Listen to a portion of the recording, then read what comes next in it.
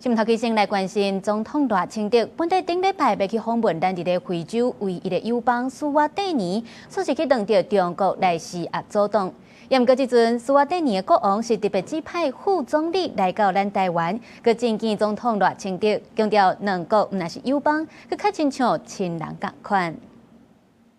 斯瓦蒂尼王国副总理查杜利阁下。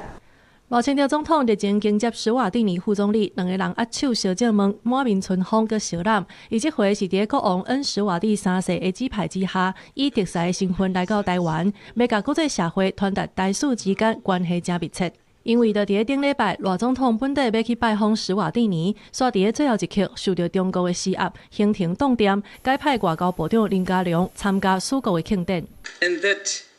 no force, no matter how strong it is, can break a family bond that existed for the past 58 years. No enemy can come in between a strong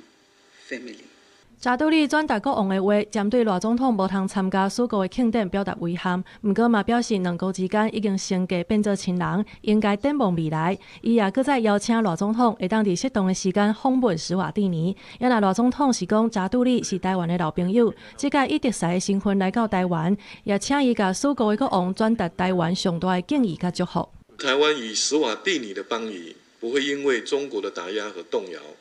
我们两国也不会因此而向霸权屈服。借这个机会，除了再次祝贺恩斯瓦蒂三世国王58岁华诞，以及登基40周年，也要庆祝中华民国和斯瓦蒂尼缔结邦交58周年。我也要诚挚邀请国王再次